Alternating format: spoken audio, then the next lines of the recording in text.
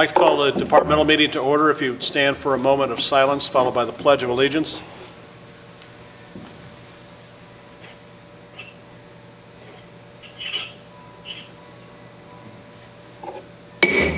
I pledge allegiance to the flag of the United States of America and to the republic for which it stands, one nation, under God, indivisible, with liberty and justice for all. Okay, welcome everyone. Madam Clerk, call the roll. Trustee Carter? Present. Trustee Mariscal? Present. Trustee Kazam? Present. Trustee Gett? Present. Trustee Weisenberg? Present. Trustee DeVore? Present. Okay, sounds like everyone's here. Welcome everyone. We would be at item 4, approval of the minutes from the departmental meeting on Tuesday, May 5th, 2020. I would ask for a motion to approve the minutes. So moved. Second. I have a motion and a second. Any questions or corrections? All those in favor of approving the minutes signify by saying aye. Aye. Aye. Those opposed? Okay, the ayes have it. We would be at comments from the audience. Anyone on the line like to address the board? Please identify yourself.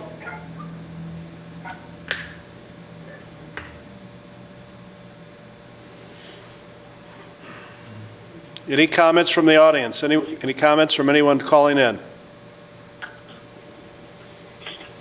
Going once? Going twice? Comments are closed. We would be at old business. Any old business come for the board?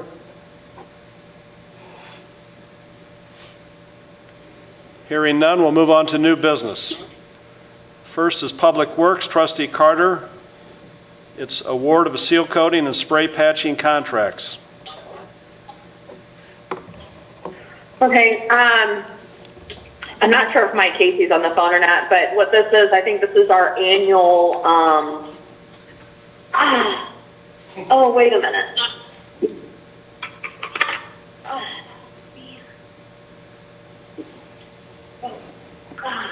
I'm sorry, I had shoulder surgery. Oh man, I twisted my arm. I think this is just our annual, silica coating that we do every year, and it looks like the cost was $102,000, $21.56. And it looks like it's less, if I'm reading it right. Anybody can chime in on that for Mike Casey? Yeah, it's less, looks to me like. If Coleman got the bid, the engineers always go out and kind of predict, measure, and go over the roads and see how much it's going to be. And we did, yes, come under the bid of what the engineers have predicted. We did come under that, so pretty happy about that. And Coleman would be doing it, so that was the only bid open we had. Good job. Mm-hmm. So, Trustee Carter, I'd ask for a motion to send this to the board for action. Yes, I make a motion to send to the next meeting for action. And a second, please. Second. Are Any we, questions on the motion? Comments? this is to send both these items, the seal coating and the spray patching contracts. We're just going to vote on them together, right? At the next meeting, they will be done separately since they're being awarded to two different companies. But Okay. for this purpose, to make it easier, we put them together. Okay. Anyone else on that? Okay, Madam Clerk, call the roll. Sorry. Trustee Carter? Trustee Mariscal? Aye. Trustee Kazam? Aye. Trustee Gett? Aye. Trustee Weisenberg? Aye. Trustee DeVore? Aye. All right, that goes to the board for final action. Trustee Carter, we're still under Public Works. Go ahead.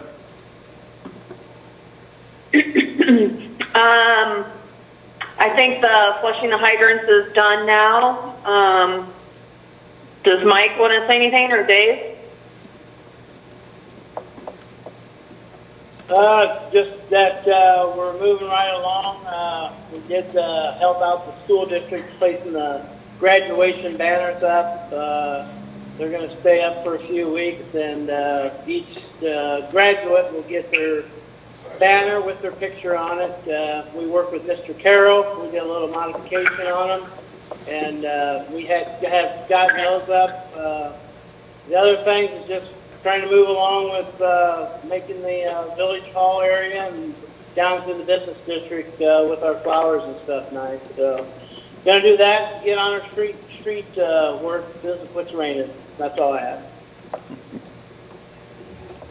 How are we doing on with all the rain that we got? What was it, last night? I mean, did we get a lot of complaints, or? I was not there today. Dave might have got a few, but none. There's a few tree limbs down, and any erosion issues, I didn't hear of any. Okay. Yeah, Mike, I'm here. Yeah, Okay. I think we dodged the bullet. We got lucky. We had a few. I had a couple of drainage issues. I had to go talk to the property owners today, and then a couple of guys spent most of the day driving around picking up tree limbs and debris in the road. But for how hard it rained and how fast it came down, I think we got pretty lucky. Okay, good. I think that's all we have. Dave, do you have anything else? No, you are correct. Hydro flushing ended last week, so that is done. Mike or Dave, a quick update on flooding? Oh, on the flooding, David checked it out this past weekend. The river is going down, and I didn't get any calls from any of the residents for any more sand or sandbags or anything. Dave, do you have anything? No, the barricades we checked today, the river is still receding. It's still up on the roadway in Longshore and at Poplar Park, so the barricades are still in place, but it's just receding slowly. But yeah, no, I have not seen any sandbag use since last week, and no other complaints or anything or concerns. Okay, thank you, guys. Anything else, Trustee Carter? Actually, hang on. Yeah, I do have one more. Just one comment, and for whoever's listening to the video, please make sure that down there by the river, we know that it's flooded, that you do not play in the water. I've seen posts where people are letting their kids play in the water. That's not safe water to be playing in, so please do not do that. Okay, That's all I have. thank you. Anyone have any other comments on Public Works? Okay, we'll move on to Fire. Trustee Weisenberg, go ahead. Thank you, Mayor. I believe Chief Walters has an update regarding the COVID-19 impact on the fire department. Welcome, Chief. Well, good evening.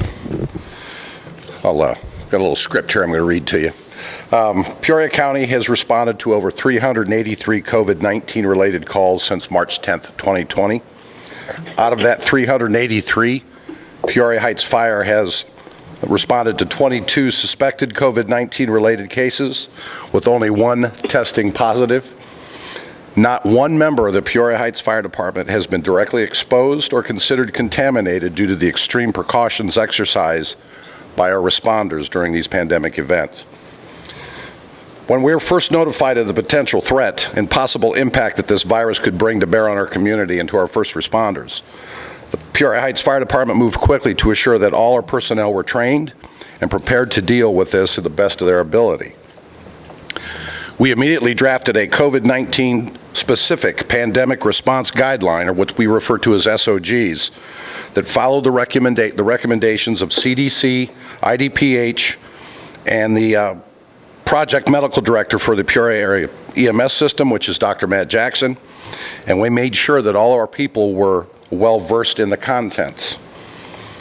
As this event progressed, we received daily and weekly response directives from Dr. Jackson and his staff regarding proper response protocol.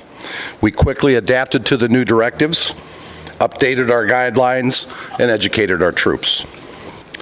At the same time, we conducted an assessment of our on-hand medical supplies, which included personal protective equipment, PPE, that's been all over the news media.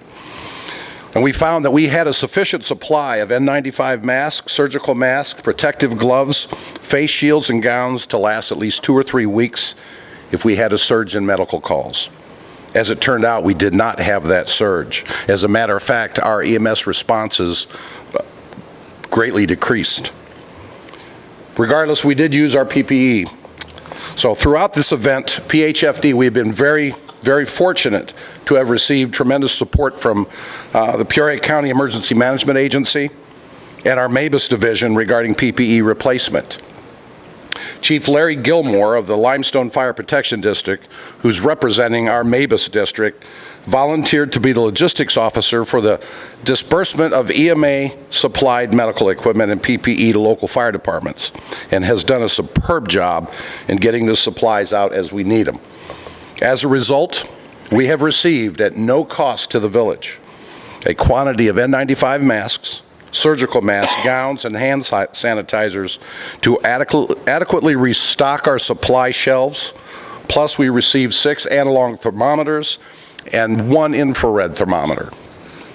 Doesn't sound like a lot, but it is a lot to us. In addition, the citizens of Peoria Heights have really shown their colors, as we have received as donations to the fire department a large quantity of full-face protective face shields created by a local resident. He made them off his 3D printer.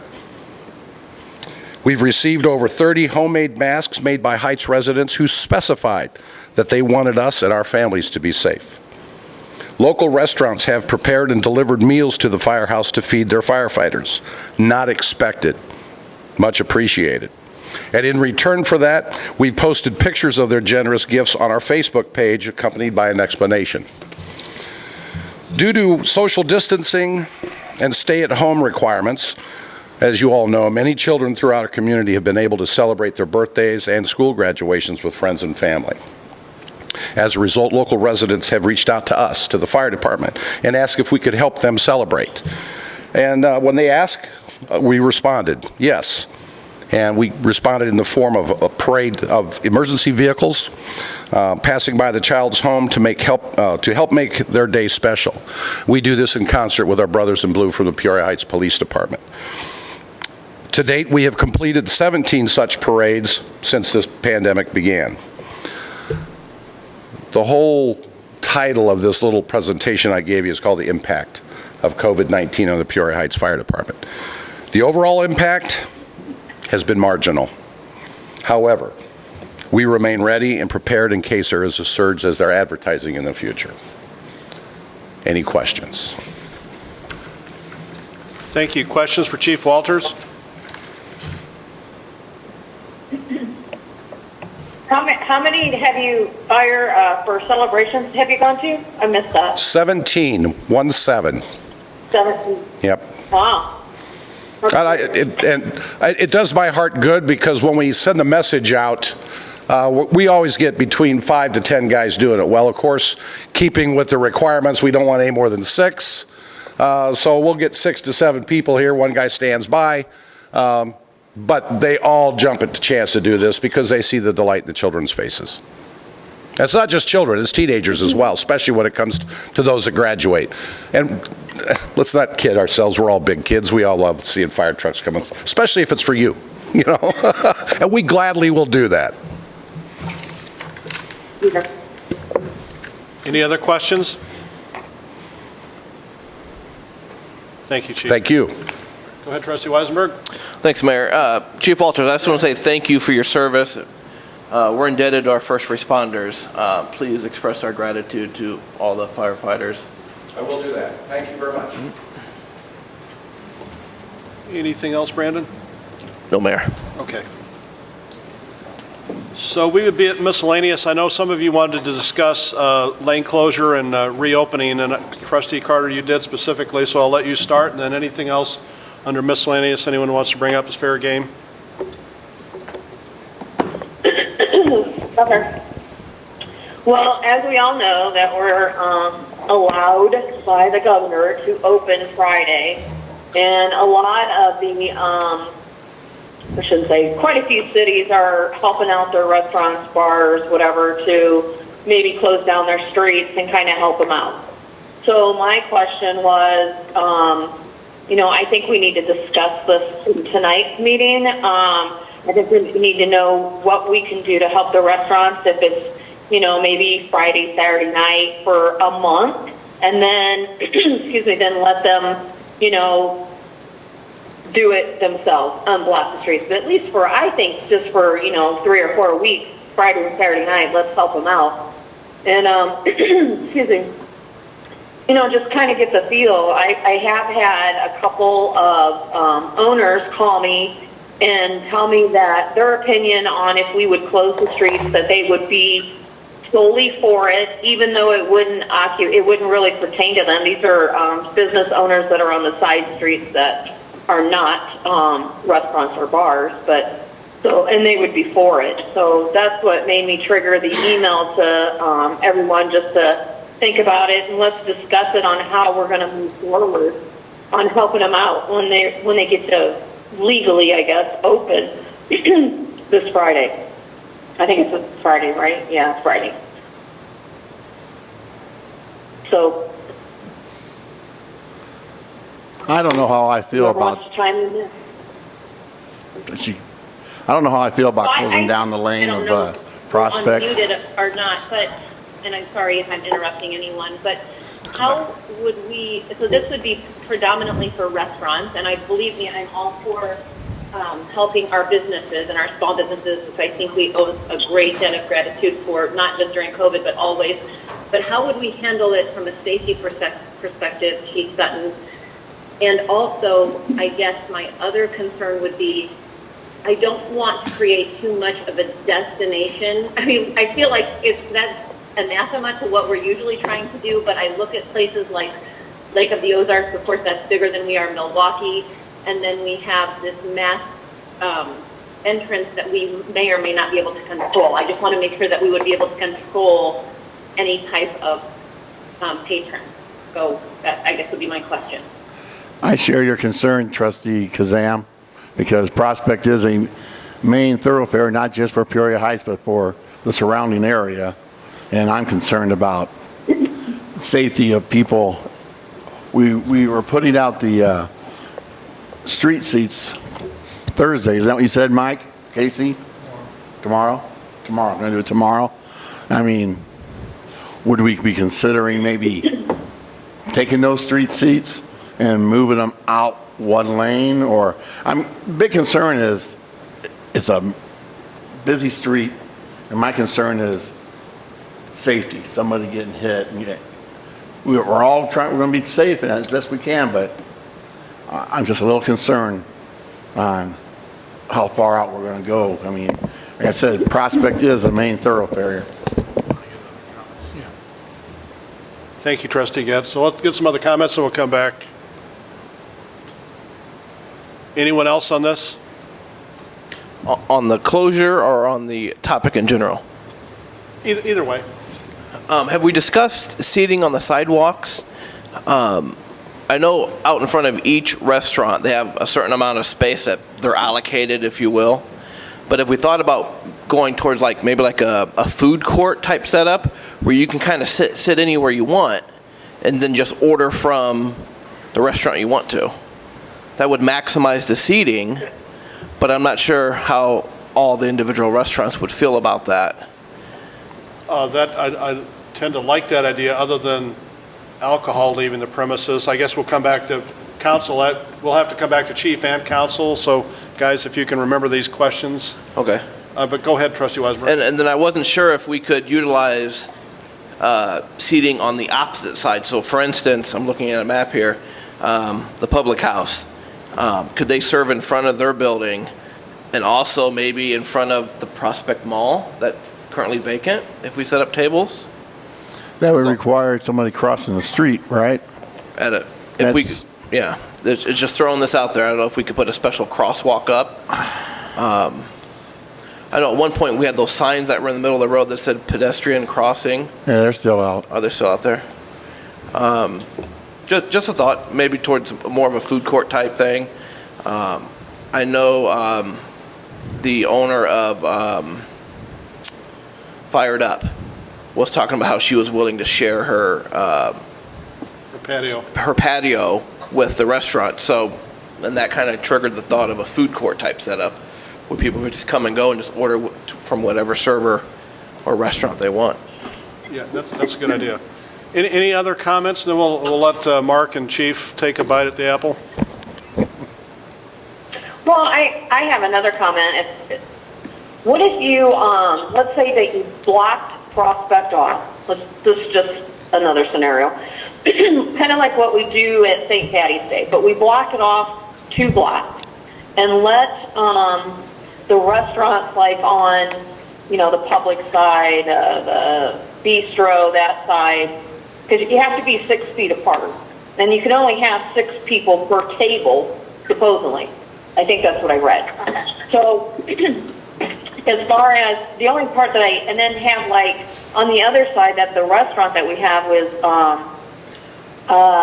what is that, Joe's Italian, have him have all like the sidewalk from his restaurant up to, what is that, Duryea, where Burleton's at. Maybe we can talk to like Kim Blickenstaff or Greg to see if maybe we can use like the Prospect Mall awning where he could have it, some tables set up in there. So that way he would have the sidewalk and the little overhang of the Prospect Mall. That would be his side.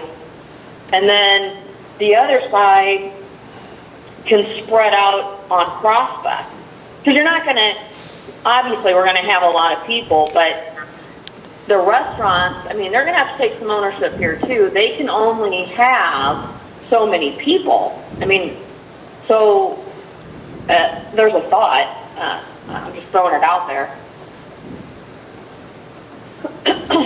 Which one do you want to start first? You want to go, Dustin? Sure. Well, a couple things. I'll go back to Trustee Weisenberg's comment as far as the food court. The business owners that I've talked to, this pandemic has brought them pretty close together, so I don't really think that one will feel like one's encroaching on the other. Just from me talking to them, they talked about that, spreading out. A couple things. One, obviously there's an option of closing down Prospect. We all know what that brings with traffic issues, and also by closing off the road, just the sheer number of people that's going to attract. That's going to be a police issue, and going back to social distancing, that is something we will have to police every day. The other option we have is it could be kind of like what we did with the art fair and blocked off the 2 outside lanes. Obviously, the barricades will have to be a total different barricade, obviously, because of safety reasons. That's an option. I know that we're getting a couple prices on those. What that would look like is coming down Prospect from Glen, like a lane diet, 1 lane each way, and then it'll open back up, let's say down at Kelly. So that way we're kind of, it's kind of best of both worlds. But again, I don't want to go out on that limb until I get a final price. I know the first price I got was out of this world, so that wasn't an option. But I think Mike and I... But I think it's about $700 a day, wasn't it? Yeah, so we're looking at other options, which I think that will probably be the best option. But, we can craft this however the board wants, but obviously public safety is primary concern, because no matter what we do, this is going to take more manpower from Peoria Heights Police Department, because I think the crowd is going to be large. And when you're talking about those type of crowds, foot traffic, we won't really know until we get into it as far as how many people are going to be waiting. There's only so many people on so many tables, so many street seats. Then we have 10, 20, 30 people waiting. That brings a whole different set of problems for us to police. So I think we need to understand that. And I know the business owners, they want more area. I've talked to a couple that are not on Prospect that are looking, to extend out into their parking lot. I talked to the mayor about that today, and going through just the general operating requirements. That's something that we could meet But my biggest concern is the amount of foot traffic we're going to have downtown Peoria Heights. So those are the options that I've come up with so far. I think if economically we can do the lane diet where it blocks both sides off, it also eliminates the travel of alcohol from each side that the mayor just mentioned. That's another concern. But again, we're in uncharted territory here. There is no right answer. This is we'll have to. I think moving forward this weekend, we'll know a lot more on Monday. Before I ask Mark to comment, just a couple of things. The media has been calling all day, and even though we're small, people are interested in what Peoria Heights is going to do. So I think our biggest problem, we're going to have a lot of people here. So how do we manage those people? And we certainly Dustin and I want input from all of you, and this is the start of a good conversation. I'm only one person, but I'm very reluctant to close down a lane of traffic if it's not done in a very, very safe manner, because we're worried about COVID, but I also don't want to put people dining in the street if we can't safely have them in that space. So both Public Works and Dustin have been investigating this since last week, and the numbers that Mike provided us with today were shocking. It was about $700 a day for barriers, but we're looking at other options. So, but again, we need to make sure when we put people on that street, if we decide to do that it's done very safely, because I was somewhat concerned when I attended the Taste of the Heights. Those were not the best barriers, and I would be very uncomfortable putting those barriers up for a long term when having people sit in the street. So anyway, Council, why don't you, Sure. You've heard a lot of the questions tonight, comments. I have, Your Honor. Please. First, from a legal perspective, it's relatively straightforward for once. When it comes to serving alcohol, as mayor, you are the liquor commissioner, you have authority to let's say, expand the outside service area of a licensed premises. Expanding it to across the street goes a little bit too far, but I think, if you're talking about a neighboring business that said, you know what, if you want to put tables in front of our business, that's okay. That type of thing is perfectly acceptable. You can, allow them to expand their service area. So, may I interrupt you there, Council? Yeah. We own the sidewalk, so would we need permission from each business if we allowed? I would not allow one business to use the sidewalk in front of another business without that other business's, complete consent and knowledge, yeah. Thank you. So assuming everybody's on board with it, expanding their area, that's totally acceptable. Of course, closing down the street is well within our authority, and expanding the service area into that first lane of traffic, just like it would be at a festival, that's all, perfectly acceptable. We don't need to do anything special legally in order to do that. What I think we need to consider, though, there's two different capacity questions. There's capacity of the restaurant and their outdoor service area under the guidelines, and I think it might have been Trustee Carter mentioned, the suggestion is limited to a table of 6, and the tables have to be spread out 6 feet. So you've got that capacity question, but then you've got the question of what are you going to do with the overflow people that are there waiting, hoping to get a table, and so forth. And there's really no amount of PR or, getting the word out that you can do that's going to, prevent people from coming. I think there's a lot of pent-up energy. There's a lot of pent-up demand, if you will. I'll speak for myself. I would wait an hour or 90 minutes for a table if I thought I could eat a meal at a restaurant. You're going to have capacity issues. So we need to, whatever we do, we need to plan on how we're going to deal with that. The restaurants are going to be overwhelmed. They're a little out of practice. This is new territory for them. Outdoor service is not new. Outdoor service in this environment is somewhat new. I trust that they can handle that. I don't think it's any big problem for them, but you hear about issues of once states open, once restaurants and bars open, these capacity questions. So I just would caution, and again, that's not the lawyer talking, that's just, common sense. We need to have some sort of a plan in place for how to deal with 20 people looking for one table. Well, and Chief Sutton and I and Mike Casey talked about that very issue this afternoon. what do we do with all the people waiting for a table? And, you know, if that's an overwhelming amount of people, how do we comply Right. with the order? It makes the whole concept of social distancing impossible. I mean, so, you know, I don't have an answer, any easy answer. We need to be creative in how we handle that, and certainly involving the business owners is paramount, because I'm sure they've got some ideas.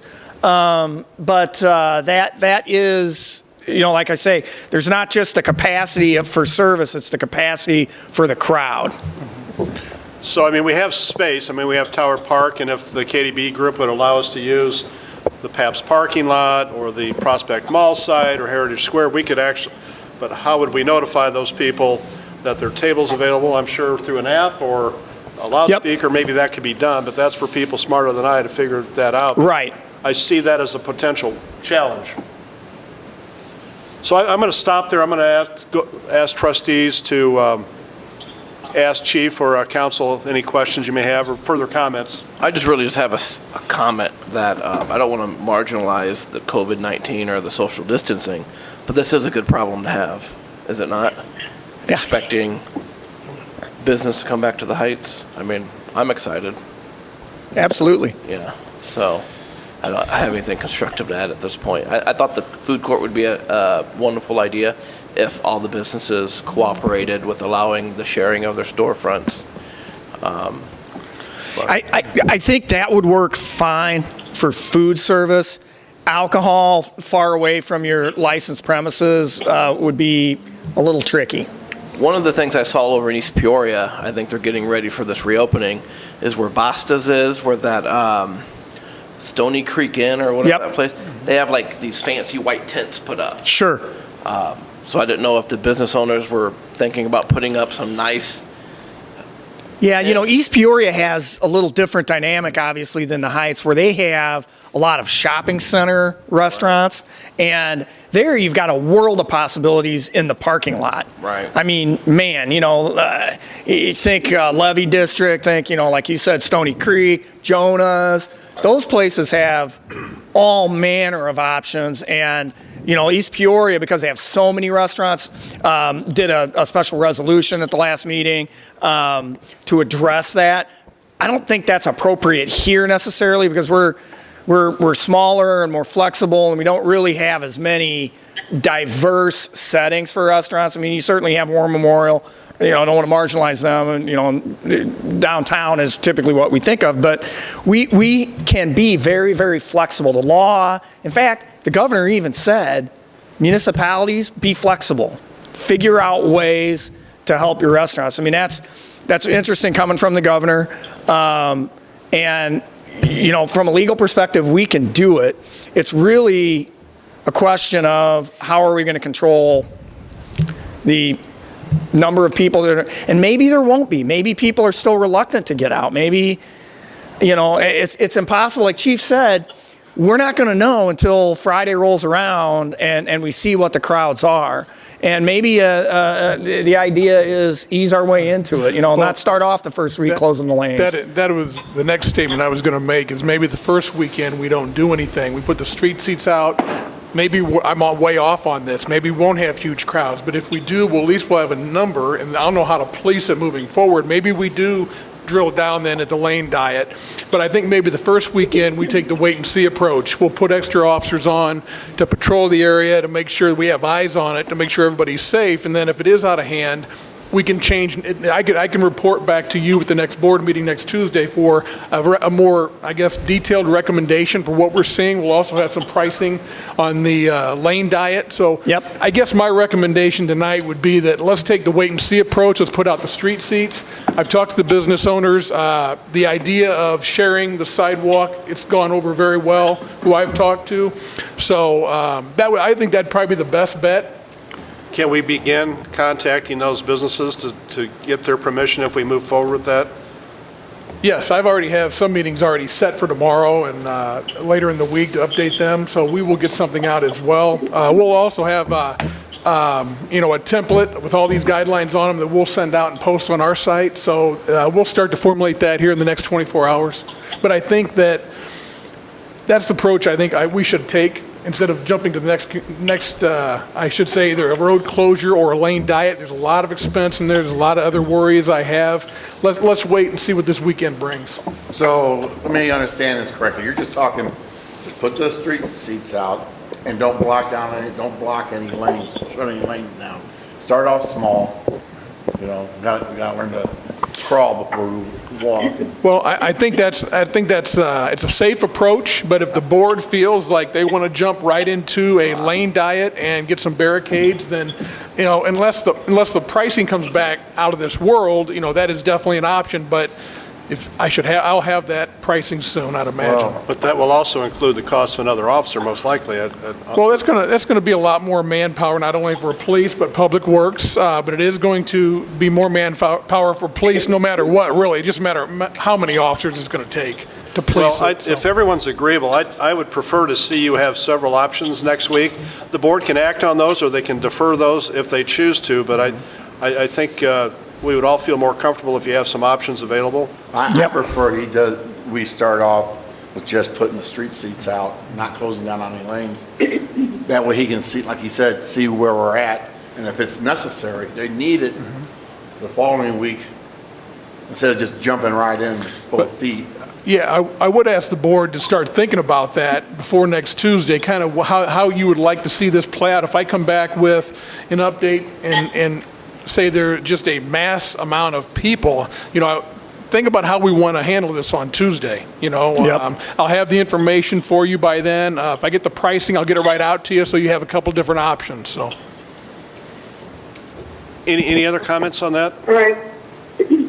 Well, I have a comment. This is Cheryl. Okay, I'm on board with that, Chief. I think that might be a good option how we start this. A slow process. Let's figure out what we need. And as far as more manpower, we know that this isn't going to be like an every weekend deal. I think that we only need to do this for, I would say 3 or 4 weeks, and then we're done. Let the restaurants and bars handle it themselves. But I agree with you, Chief. I think if we just do it this week, just let them open up. But I would really want the restaurants and bars and the boutiques and just let them know that we are getting together and we are talking, discussing several different ways on how to help them. well, just to follow up on that, I have conveyed that to them, Trustee Carter. I told them that this board is very diligent, working towards options and goals to their success. So I think they know that, but I'll remind them when I meet with them later this week, kind of what we're working towards, what our game plan is. They're anxiously awaiting my phone call, so I will update them tomorrow. Okay. Because this is what, phase 3? Phase 4 isn't too far off then, is it? It's like about 4 weeks? Yep. So take our time. Let's be patient. And I think everybody, like not just us, not Peoria Heights, I think everybody's going to be, they're in the same boat that we are, and everybody is just going to be busy because everybody wants to get out of their house and go do something. So this weekend is going to be a madhouse, I think, everywhere. Anyone else? Okay, so Dustin will have options on the next, for you all at the next meeting. Yeah, I just had one question for council. I see some of the municipalities are having the business owners sign waivers. Is that something you recommend, Mark? It's the exact sort of waiver that we have with our street seat application, where they have to provide insurance. So we're really already covered. Okay. If we had a new restaurant that doesn't really have anything on the sidewalks, that's really only for the right-of-way. Okay. The only restaurants that are doing the sidewalk thing already, so we're covered on that. Okay, thank you. Council, before you sit down, if you just elaborate a little bit more on the liquor requirements. So sure, they would have to ask for extended area to serve alcohol? Correct. A lot of restaurants already have the ability to serve alcohol outdoors. And if they want to expand that area, so their liquor license application usually has a site plan. Right. And that site plan designates, this is the outdoor area where we can serve alcohol.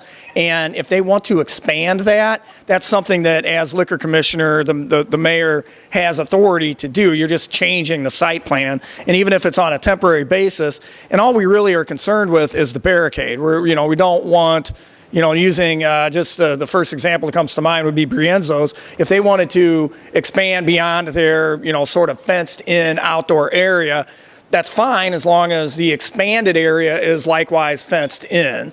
And that's something that, you can just grant at their request. But so they would have to request a certain amount. They should request it. You need when you talk to the restaurants, make sure they understand if they're changing their footprint, so to speak, they ought to, we need to know what their footprint is. The chief and his officers need to know when they're in front of, Prospect Mall, who is that's handing a margarita to somebody in case that somebody happens to be 19 years old. So we need to know what the designated areas are. And my only legal concern would be you don't want any crossover. You don't, with the alcohol. With food, it's fine. With any alcohol service, you really, each restaurant has to be in its own confined area. So you would advise against a food court for alcohol, is that? I would. With the food, it's fine. The alcohol, keep it in each restaurant's designated area.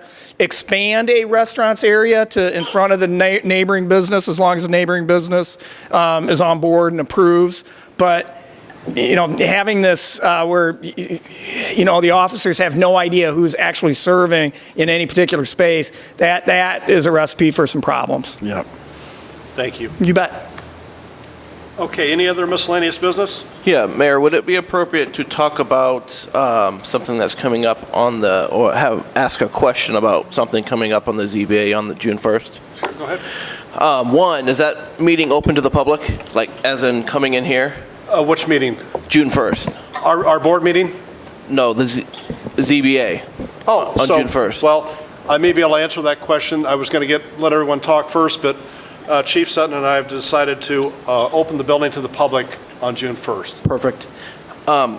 One more question. 1201 and 1203 Kingman. Is that just right here? That's the pump house, I believe, isn't it? 1201 is the pump house, 1203 is the Centennial building that's in front of it. Okay. So the variance application to eliminate off-street parking would be just in front of the pump house. 120. I believe so, yes. Yeah, 120. Now I've lost my spot here. 1201 and 1203. There's two parcels there. That's why there's two addresses. Correct. It's not going to have anything to do with the curve. Okay. Yeah. And it won't affect the opposite side of the street. No. Okay. Well, that's- final action will come before the board. Right. I would encourage everyone that's able to either to try and attend that Right. ZBA meeting. Okay. There's going to be a lot on that meeting. Right. And that's one of them. So Okay. I hope that answer. And It you might try Rick Pitzel if you have any further questions specifically about that. Rick's been meeting with all the applicants. Perfect. Anyone else? One comment about that, Trustee Weisenberg, as far as how they're going to conduct the meeting, they are expecting a large amount of people. So Okay. what they're doing is asking, from my understanding, this will be open here, and they will ask people to come in and make public comments under the topic they are here for, and then exit back out. So we're going to try to police how many people are in here. We're going to have seats spread out. We're not going to have enough seats for everybody that's Right. going to attend. So we'll be asking them to come in, speak on your topic, and then you can leave. So So, they're going to be like speakers outside? well, yeah, this door will be open. Okay. And we will have somebody that translates that to them. That's the last thing I heard as far as how that is going to be conducted, because with the social distancing in here, there's no way we're going to be able to put all the people in here. Right. We're just not. Right. So I think we have a game plan from what I heard from zoning, but that's how it's going to be conducted. Awesome. Council, you'll be here Monday night, right? Oh, yeah, absolutely. That's all I got. Oh, thank you. Thanks, Mayor. So can we like the trustees that will be there, can we like stand on top and be there for the whole thing? Like in your area in there?